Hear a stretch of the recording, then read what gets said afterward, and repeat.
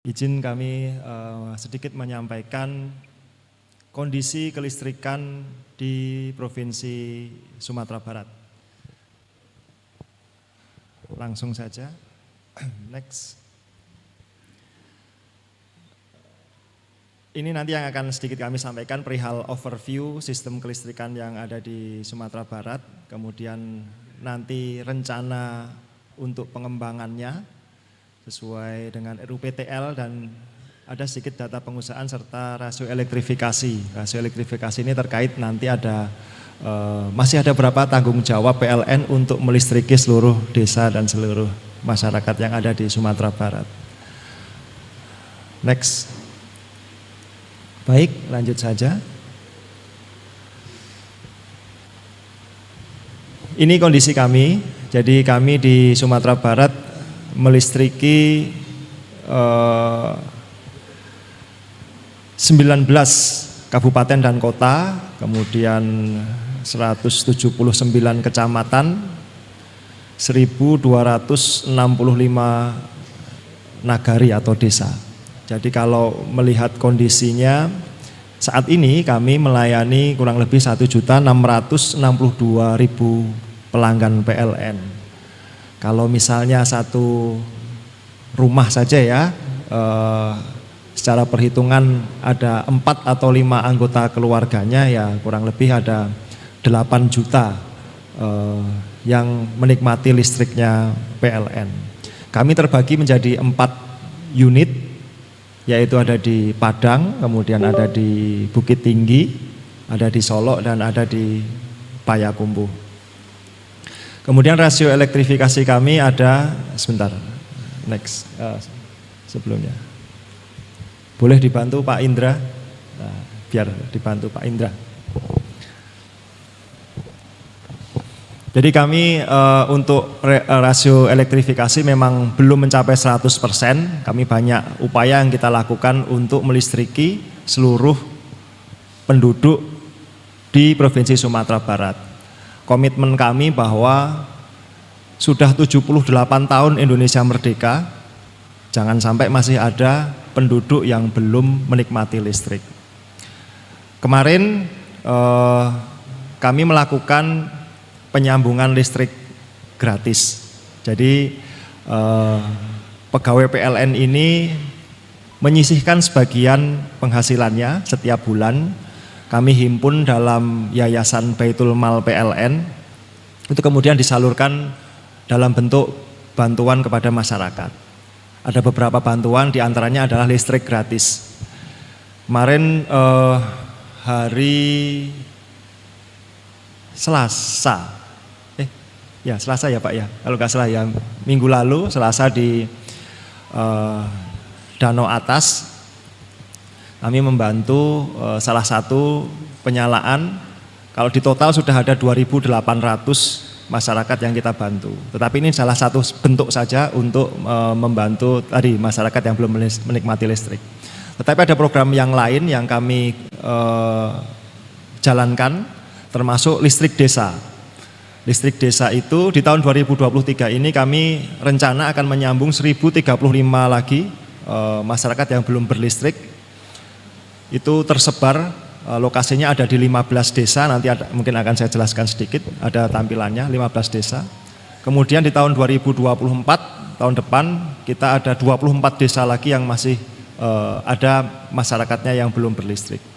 Kondisinya memang saat ini masyarakat-masyarakat tersebut yang belum berlistrik adalah sudah berada di tempat yang sangat remote, sangat jauh dari jaringan PLN dan dari kondisi existing yang saat ini berlistrik, sehingga membutuhkan investasi yang lebih.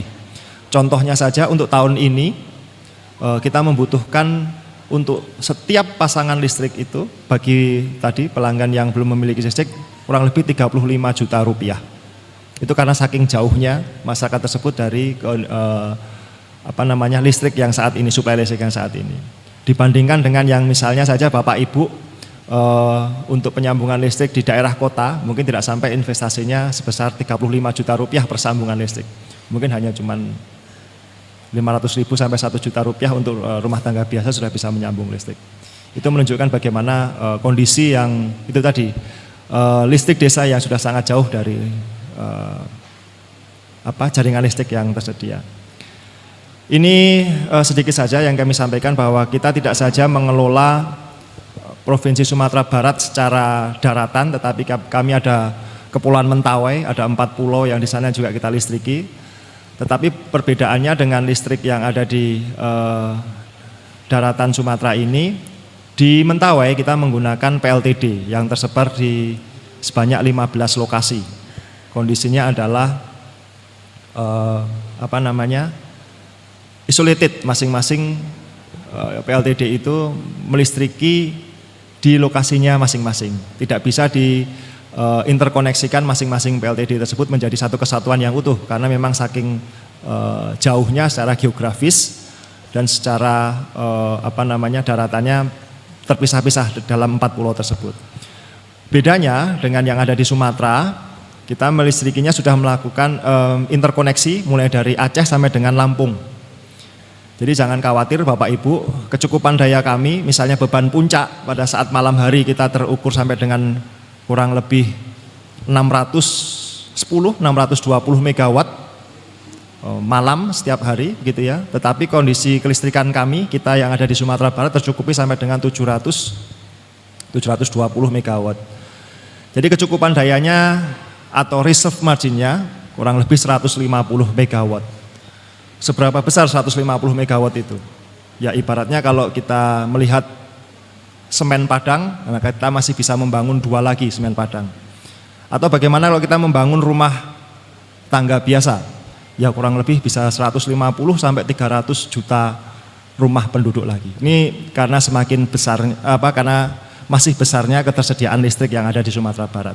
Jadi jangan khawatir seperti tadi Pak Wagub sampaikan, bahwa tidak ada lagi kondisi mati listrik yang karena kurang daya, kecukupan dayanya terganggu gitu. Dan tadi sedikit menggelitik disampaikan Pak Imam perihal Bapak Ibu yang saat ini mempunyai investasi di bidang perhotelan, industri, bisnis, rumah sakit dan sebagainya begitu ya, masih menggunakan genset sebagai backup. Dengan kondisi kelistrikan PLN yang saat ini tentunya mungkin Bapak Ibu tidak memerlukan lagi genset sebagai backup. Yang pertama, kecukupan dayanya masih mencukupi. Kemudian hampir tidak ada lagi gangguan padam yang mungkin terlalu lama. Berikutnya kita punya namanya fasilitas ekstra. Fasilitas ekstra itu yang bisa kita manfaatkan, Bapak Ibu tidak lagi perlu mempunyai genset sebagai backup. PLN sudah akan memasang peralatan di sana nantinya. Jadi sewaktu-waktu suplai utama mati, dia akan berpindah sendiri ke suplai backupnya. Tidak menggunakan genset lagi yang misalnya tadi memerlukan perizinan, kemudian tentunya Bapak Ibu harus menyediakan operator, Bapak Ibu harus mencari BBM gitu ya. BBM tentunya BBM subsidi ini sudah sangat sulit. Kalaupun ada, harganya mahal. Sudah harganya mahal, antrinya cukup panjang. Membelinya pun dibatasi di kota dan sebagainya. Ini menjadi pertimbangan sendiri, artinya pada saat kita harus menyediakan genset itu tadi, biaya yang ditimbulkan selain biaya bahan bakar, kemudian biaya pemeliharaan, termasuk operator ini menjadi lebih tinggi. Nah kami menawarkan itu sesuai dengan ketersediaan kecukupan daya di kami. Sedikit saja kami menyampaikan, mohon maaf back dulu sebentar Pak Indra. Oh bukan Pak Indra yang operatornya. Pak Ramadan, sorry, karena saya juga bawa operator sendiri dari kantor. Kita di Sumatera Barat, mungkin Bapak Ibu juga paham, di tahun 2022 kemarin kita dianugerahi juara kedua sebagai provinsi yang memanfaatkan atau mengoptimalkan energi baru terbarukan dari Dewan Energi Nasional. Jadi aplaus buat kita semua, karena pun saat ini bauran energi yang ada di PLN 50%-nya adalah energi baru terbarukan, di antaranya air dan gas atau panas bumi. Nah ini nanti juga akan sedikit menyinggung apa yang disampaikan Pak Insanul Kamil tadi pada saat pembukaan perihal net zero emission. Kenapa PLN harus ikut aktif dalam net zero emission transisi energi di tahun 2060 nantinya tidak ada lagi karbon yang dihasilkan dari pembangkit-pembangkit PLN. Nah ini sekilas saja bahwa ini merupakan bauran energi yang ada di PLN, termasuk pembangkit listriknya, ada yang mulai dari PLTU, PLTP, PLTA, kemudian PLTMH, mikrohidro begitu ya. Kemudian yang jaringan yang kita operasikan. Nah ini sedikit saya memberikan gambaran kepada Bapak Ibu yang berinvestasi di Sumatera Barat, industri begitu ya, nantinya termasuk perhotelan, bisnis dan sebagainya. Kita di Sumatera Barat ada 22 lokasi gardu induk. Kenapa ditawarkan gardu induk ini ke Bapak Ibu sekalian? Ini dalam rangka biasanya Bapak Ibu yang mempunyai industri investasi itu memerlukan tegangan yang cukup. Begitu. Dengan penempatan investasi Bapak Ibu yang lebih dekat dengan gardu induk tentunya akan memberikan pertama mutu dan tegangannya bagus. Berikutnya adalah mudah dijangkau oleh petugas pelayanan teknik di kami. Jadi pada saat terjadi gangguan, pemulihannya lebih cepat dibanding dengan yang ada lebih jauh dari gardu induk. Itu yang benefit yang bisa Bapak Ibu gunakan pada saat nanti kaitannya dengan investasi yang akan dibangun di Sumatera Barat. Coba next. Ini tadi kami terbagi dari 4 unit pelaksana. Lanjut saja Pak. Lanjut saja. Ini tadi yang kami sampaikan sedikit ada di 4 pulau di Kepulauan Mentawai pun kami melistriki. Ada 14 lokasi, tetapi itu pun tidak bisa kita interkoneksikan menjadi satu kesatuan yang utuh karena geografisnya, jaraknya dan terbagi di 4 pulau sehingga tidak memungkinkan untuk disambung menjadi satu. Tapi jangan khawatir, di Kepulauan Mentawai pun kami mempunyai kecukupan daya yang cukup dari total hampir 10 megawatt kemampuan pembangkit kami. Beban puncak pada saat malam hari pun tidak sampai 5 megawatt. Jadi secara kondisi kelistrikannya masih mencukupi, aman di Kepulauan Mentawai. Pun demikian Bapak Ibu yang akan melakukan investasi di Kepulauan Mentawai pun kami persilahkan karena kecukupan daya tersebut. Lanjut Pak.